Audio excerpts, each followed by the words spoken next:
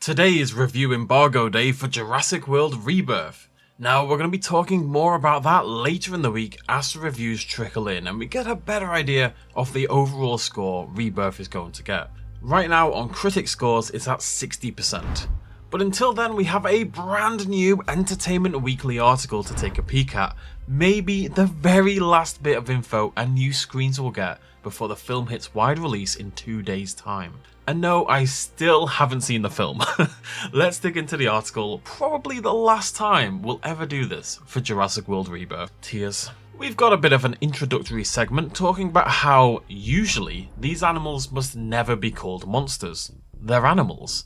That was a rule on the set of Jurassic Park after all. But, well, the D-Rex doesn't really fit into that. This is absolutely meant to be a monster, and this new screen giving us our best look yet at it rotating the rotating man, its face occluded by crimson, gives it this almost entirely skull-like visage. It reminds me a little bit of how they framed the xenomorphs in Aliens sometimes. David Koepp goes on to say how they were brainstorming dinosaurs to mash together to make the D-Rex, and you saw it in the Jurassic World movies with the Indominus Rex. They were trying to crossbreed stuff that was bigger, scarier, freakier.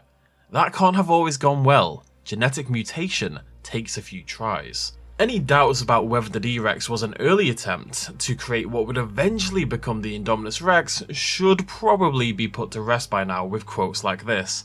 But the next line in the article does seem to counteract that a little bit. Before that, a quick little bit of nonsense. Apparently the D-Rex is 26 feet tall, 47 feet long, and weighs 20,000 pounds, which is, as I say, clearly nonsense because T-Rex itself, substantially smaller than the D-Rex, could reach pretty much 20,000 pounds. It wasn't much lighter by most recent estimations. D-Rex should probably be at least double that, but I digress. The article goes on to say, the Distortus Rex is a failed attempt from InGen to genetically engineer a Tyrannosaurus Rex. DNA fragments from other animals were recklessly spliced in, creating a gargantuan, mostly quadrupedal creature with bloated legs, an extra set of arms, and an engorged head it can barely hold up. My problem with this is, InGen made a T-Rex absolutely bloody ages ago. We're talking late 80s, early 90s. InGen don't need to figure out how to create a T-Rex, they've done it numerous times by this point in time. Now I haven't seen the film, I do have to speculate, but I really have to think this was not an attempt to make a T-Rex, they were actively trying to make a hybrid dinosaur, not just plugging gaps in the T-Rex genome. Koepp then points out that the D-Rex is version 26.7. There were at least 25 other versions of this creature. This is the 26th attempt, and that's minimum because the 0.7 there really suggests that this is an iterative process. And this is what you end up with? From the sounds of it, the idea was that InGen basically just kept throwing stuff together over and over again to see what happened. They thought they had the control. They thought we can try T-Rex with this, we can try T-Rex with this, and they just get to observe the results. Results that, by the way, I would be very curious to see. That said, I don't want to put too much stock into the design because Koepp then says this. I thought somehow they kind of crossbred a sauropod with a predator like a T-Rex. The head would be gigantic. I liked this 6 limbs thing. That was fun, you got to make up monsters. I don't think there was that much thought in the D-Rex's design beyond make a cool monster that looks kind of like a T-Rex. I mean, I do think it's a cool monster T-Rex thing, to be fair. I just wish there was maybe a little bit more consideration for how this makes sense in the wider canon and timeline. But if we're totally honest, that kind of feels like pulling teeth these days, so we'll get past it. We next get a new beautifully backlit shot of the Mutodon lurching from the fog. At apparently 8,000 pounds, this thing is nearly half the weight of the D-Rex, which, again, nonsense, but is at least much heavier than the Velociraptor. I would suggest too much heavier, but that's neither here nor there. We've been hearing for a while now about how the designs in this film had a really quick turnaround. All as it happens, but the Mutodon, I think this is quite interesting.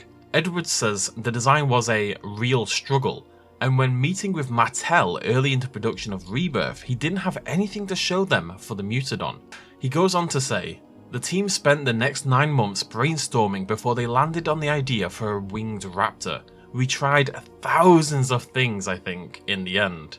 I really hope some of those designs come to the fore someday, much like we had the Diabolus Rex and the Malusaurus Rex for Jurassic World, or hell, the White Indoraptor for Jurassic World Fallen Kingdom, to name just a few. But regardless, this seems to be why we don't really have any Musidon toys on the shelves, and it really doesn't feature in the marketing on the stands and stuff. We've seen it in clips for the film, but outside of the film, it's not really there. And it wasn't in the first trailer. Maybe they were holding things back, maybe they just didn't really know what it was going to look like yet. I wonder how late in the film's process they finalised what the Musidon was going to look like. We also get a new shot of the Mosasaurus ramming the boat next, looking oddly similar to the Spinosaurus in the process. 100 feet long, 40,000 pounds of mass. Not much to say about this one, it hasn't been downsized, it's still gigantic.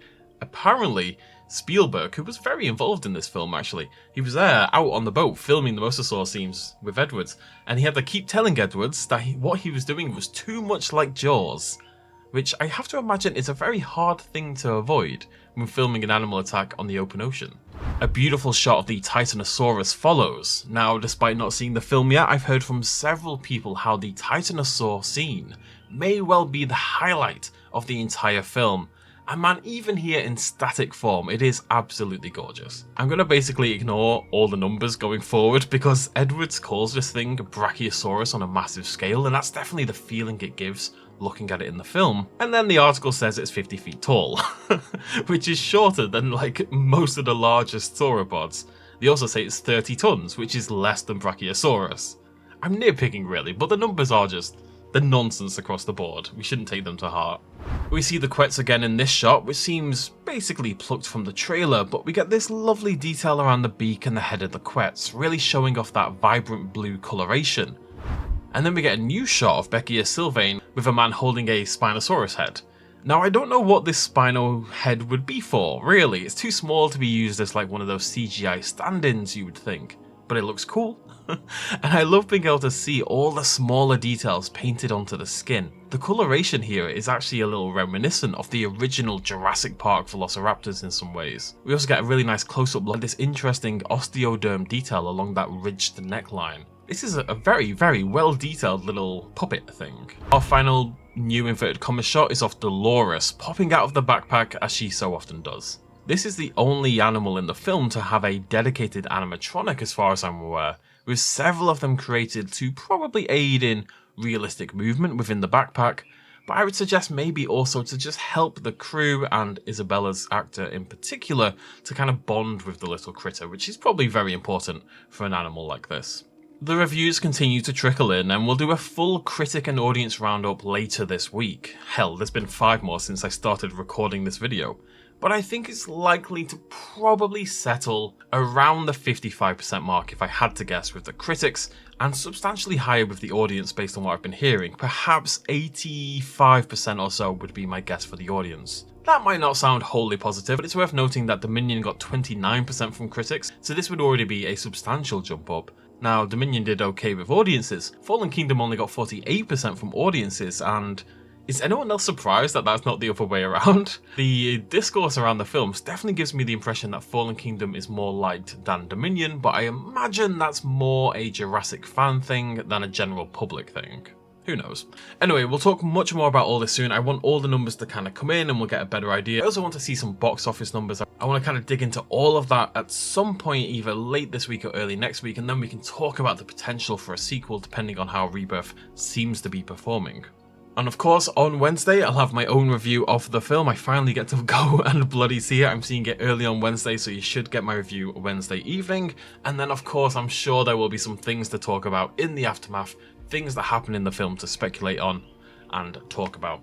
Thank you very much for joining me, and thank you for joining me for all of this Rebirth stuff. I've kind of gone in hard on this film in a way I don't usually do, and I've really enjoyed talking about it and breaking the film down with you folks. And so just thank you to everyone who's participated in those discussions, everyone who's watched the videos, thrown likes, thrown subscribes, all that kind of jazz.